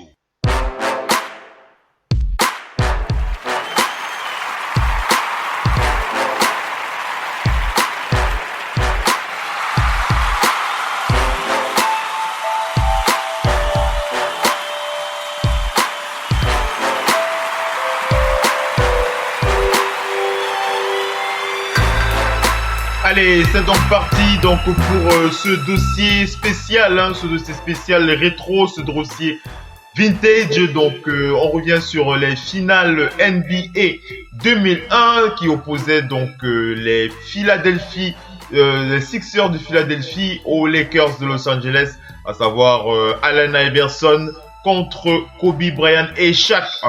On peut le dire, hein, c'était un duel de Titan, mais moi je vais reformuler, c'était plutôt David contre Goliath, puisque les Sixers d'Allen Iverson étaient une équipe qui avait donc cette saison 2001 était une saison extraordinaire, hein, pour cette équipe qui s'est retrouvée en finale, notamment grâce aux performances de cette légende Allen Iverson, et ils se sont retrouvés donc en face des Lakers. On va rappeler donc que c'était après 18 ans d'attente et le titre de 1983 que les Sixers de Philadelphie retrouvent le plus haut niveau en se qualifiant pour la finale NBA. Mais que ce fut difficile, hein, après une saison quand même remarquable. On rappelle le coach de l'époque, Larry Brown. Tu te souviens de Larry Brown, mon Pao? Donc, Larry Brown, le coach. Le coach de SMU. Voilà. University en Texas. Voilà, donc on avait donc Larry Brown qui avait été élu coach de l'année, Dikembe Mutombo qui avait été élu défenseur de l'année, Aaron McKie meilleur 6e homme de l'année, donc tout ça du côté des Sixers, et Allen Iverson qui avait terminé la saison MVP. On rappelle que les playoffs se sont révélés intenses et chaque détail avait vraiment compté. On rappelle qu'il y avait une belle bataille contre Reggie Miller et les Pacers d'Indiana au premier tour, un duel homérique contre Vince Carter, une finale de conférence contre les Bucks de Milwaukee de Ray Allen.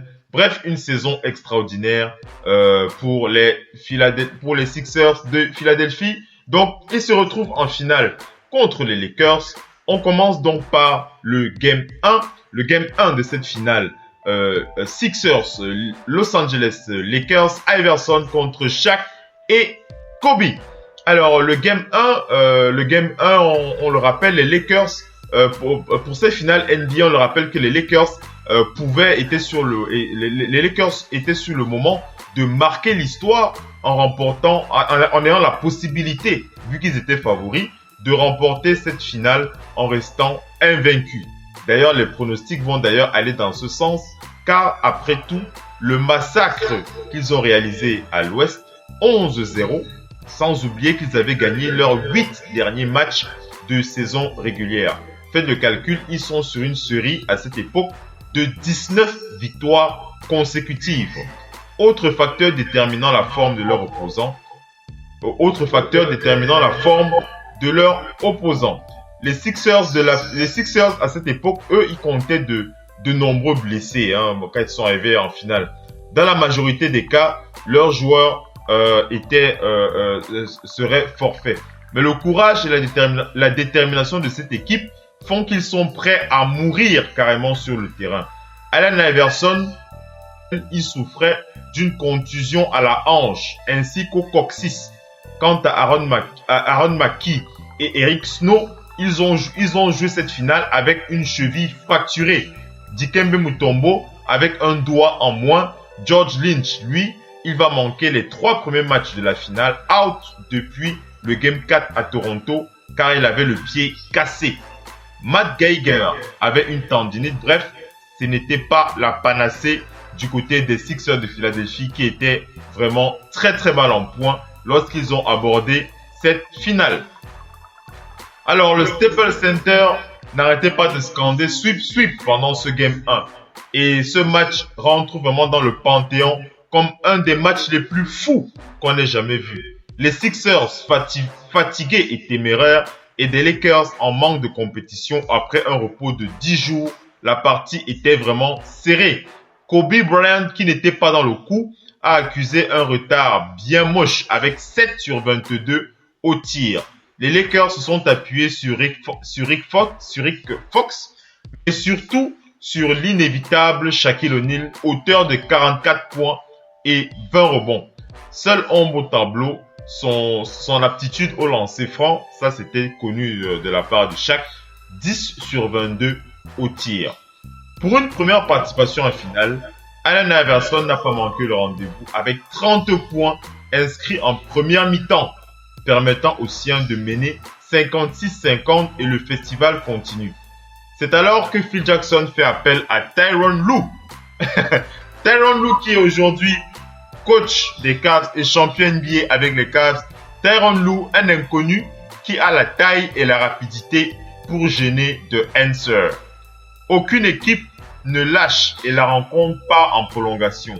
Les Lakers vont alors assister au courroux d'Allen Iverson qui va marquer 7 points d'affilée dont le célèbre cross sur Tyronn Lue. Tu sais, Mopao, le célèbre cross à 3 points dans le corner là. Mopao. Oui, mon homme. Tu te souviens du cross de Allen Iverson sur Tyronn Lue quand il tire à 3 points et qui le traverse en marchant au-dessus de lui. On a demandé à Tyronn Lue l'autre jour, il a dit que il a glissé, il est tombé, c'est devenu une grosse histoire. On a dit que le journaliste a dit que laisse mon nom, t'as cross. Donc on le rappelle, 48 points par Iverson au total sur ce match. Eric Snow se charge d'anéantir les derniers espoirs de Los Angeles sur un tir improbable. L'exploit est fait. Philadelphie remporte le Game 1. C'est la seconde fois dans l'histoire de la NBA que 2 joueurs opposés marquent 40 points pour leur équipe respective. Il s'agit donc de Shaquille O'Neal avec 44 points et Allen Iverson avec 48 points. Avant eux, il y avait donc les derniers joueurs qui avaient réalisé un match avec 40 points l'un contre l'autre. C'était pendant les finales de 93 avec Michael Jordan et Charles Barkley qui avaient marqué 40 points à eux deux. C'était pendant le Game 2 de cette finale. Donc, Game 1, victoire des Sixers de Philadelphie, 107 sur des Lakers 101. Donc, ça, il faut le rappeler, hein, avec un effectif assez mal en point. Donc, au niveau du Game 2, les Lakers se réveillent et remportent le Game 2 sur un score de 98 à 89. Eric Snow l'avait pressenti pour ce Game 2.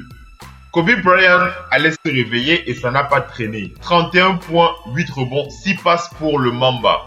Derek Fisher a lui aussi fait un boulot remarquable en attaque comme en défense. Quant à Shaquille O'Neal, il avait été monstrueux en jouant les murailles en défense avec 8 comptes.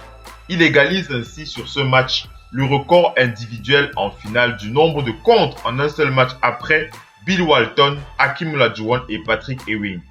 Tim Duncan le fera aussi en 2003.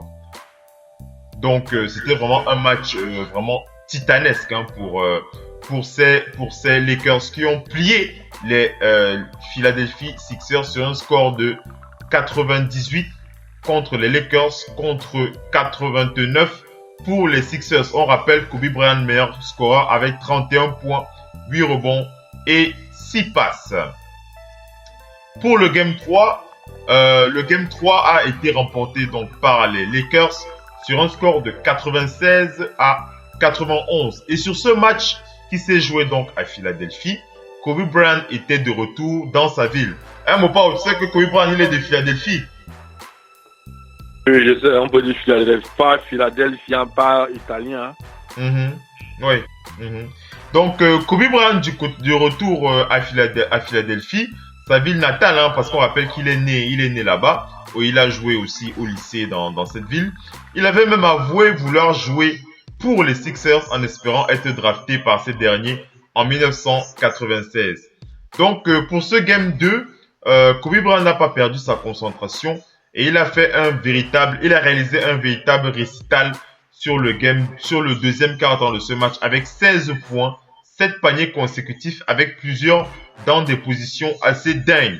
On rappelle que Aaron McKie, qui défend assez bien, a essayé de défendre sur Kobe, mais Kobe était vraiment inarrêtable sur cette période. Le retour des vestiaires est à l'opposé de la première mi-temps pour Kobe Bryant, qui est à 3 sur 16 au tir. Il termine le match avec 32 points. Shaq fait aussi son job avec 30 points, 15 rebonds et 4 comptes.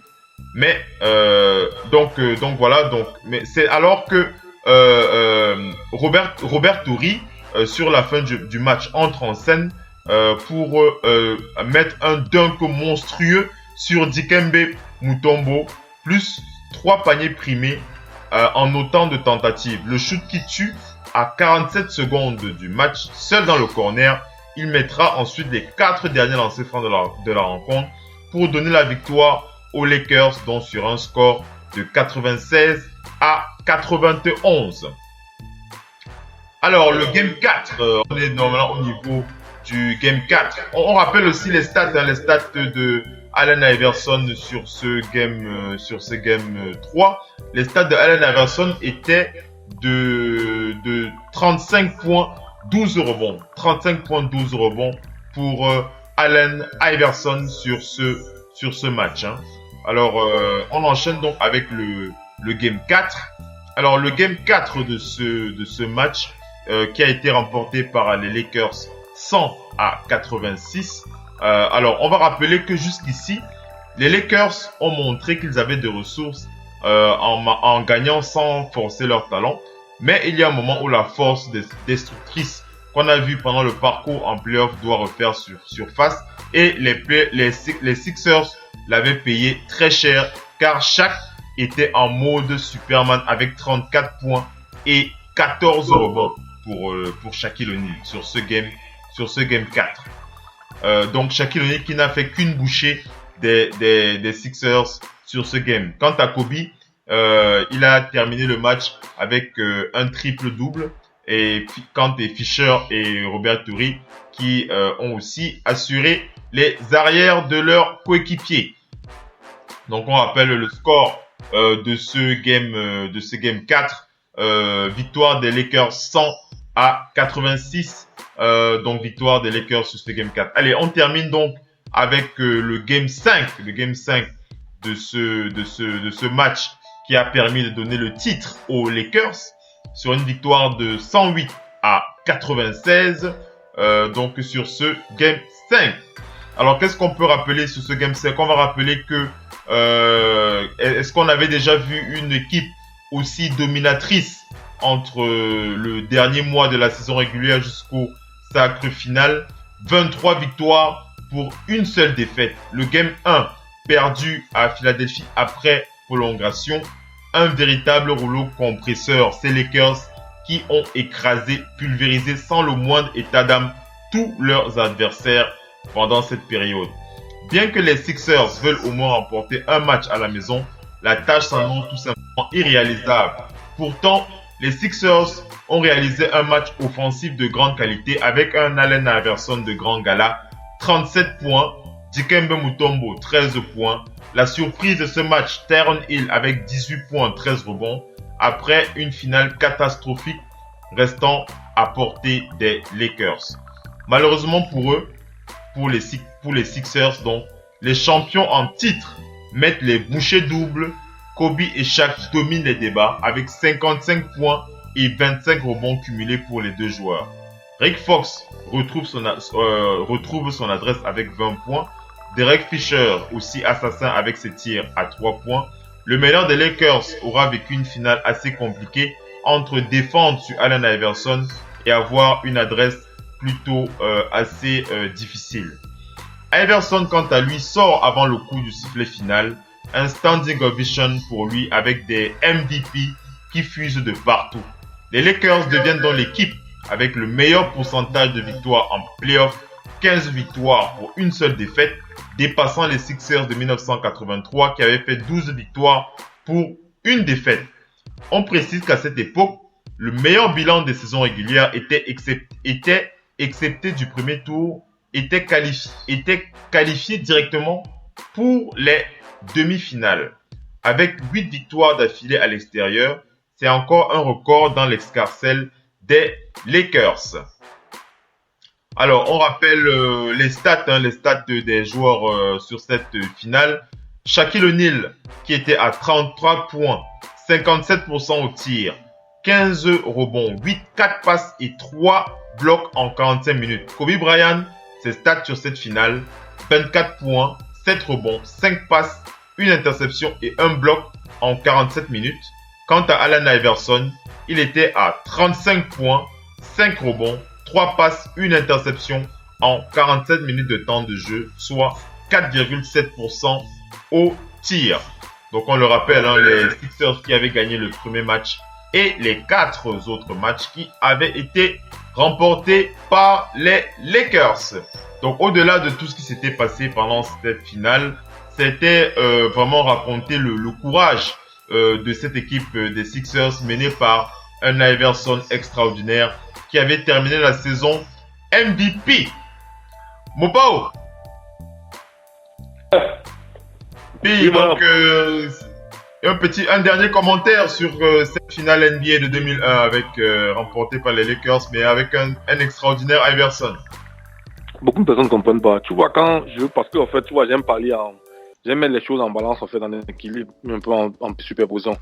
Quand tu prends LeBron James, on te dit son 3e titre, c'est la consécration de ce qui fait la carrière et l'histoire de LeBron James. C'est cette bague, tu vois un peu, non? Ouais. Allen Iverson, en 2001, c'était l'apothéose. Il a prouvé. Ouais. Lakers avait tout un armada. En face, il y avait... Ne nous mentons pas, ne nous flattons pas et tout et tout. Dikembe Mutombo, très bon joueur, très grand, one of the greatest African players in the world, will never play in the NBA.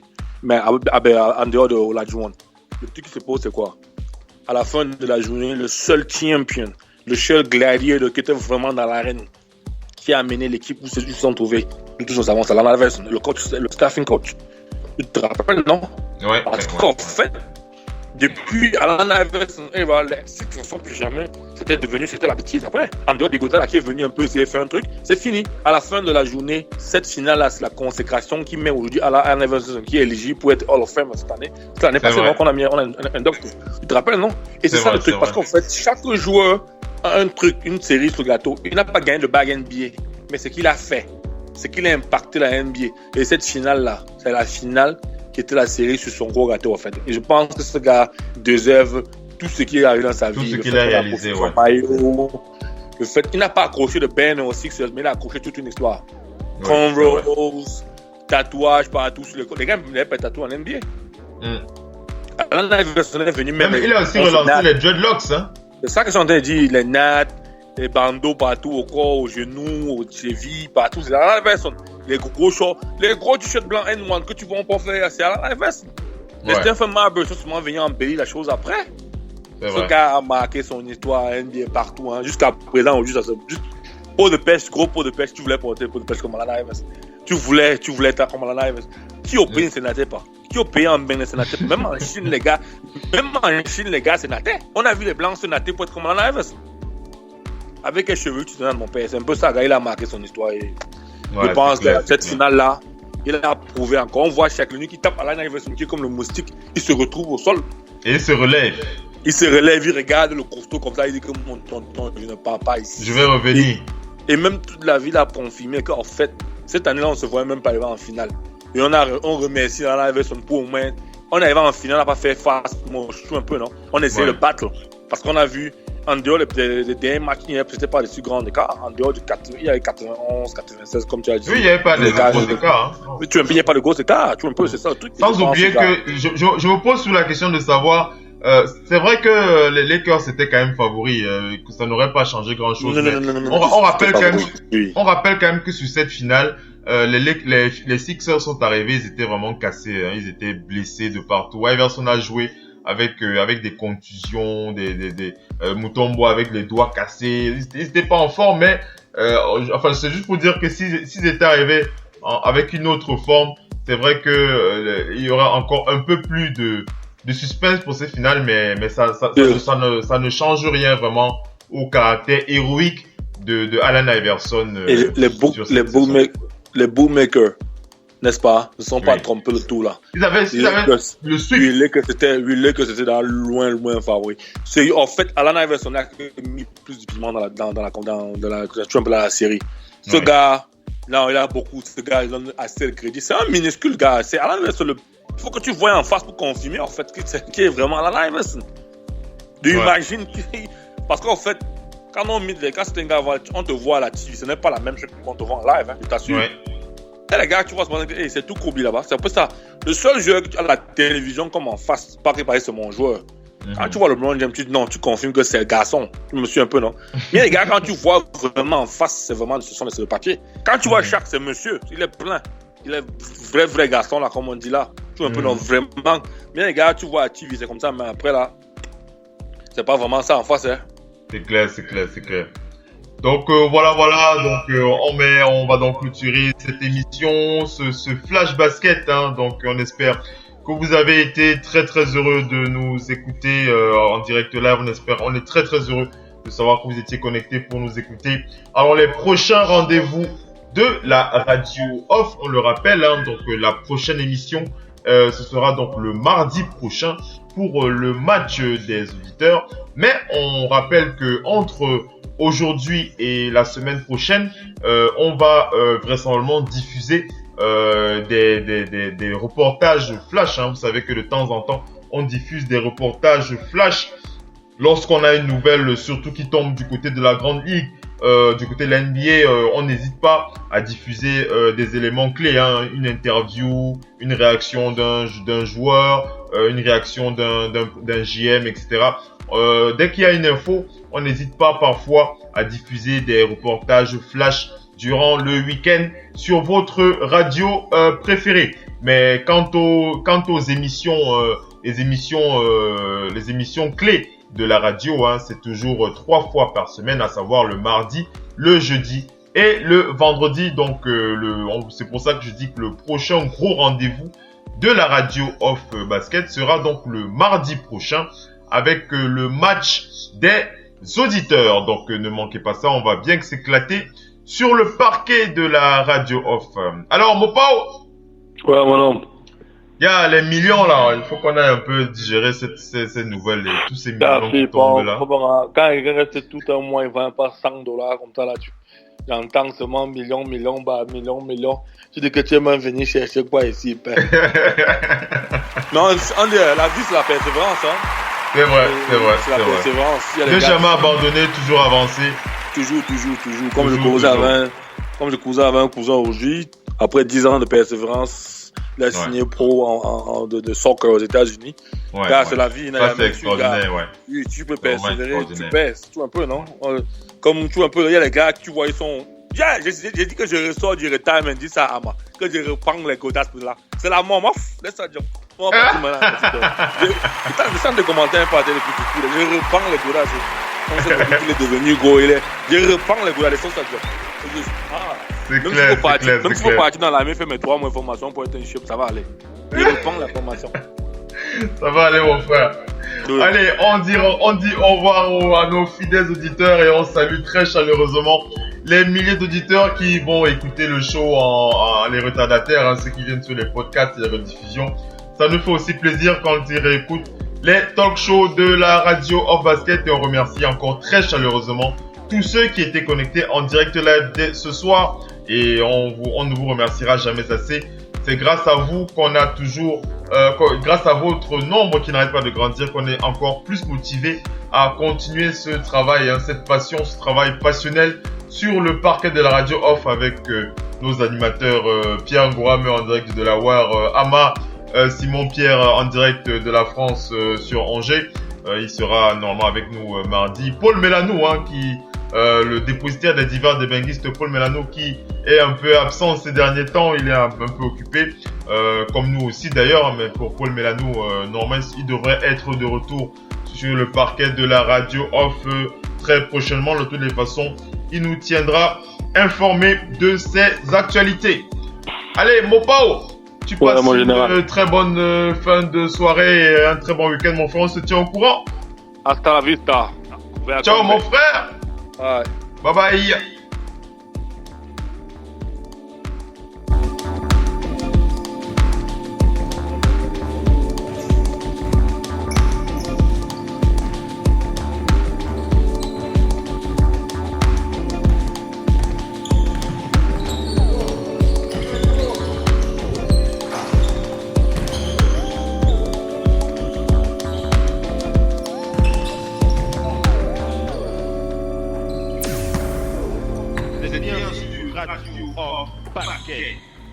La radio qui vous parle de NBA, la radio qui vous écoute.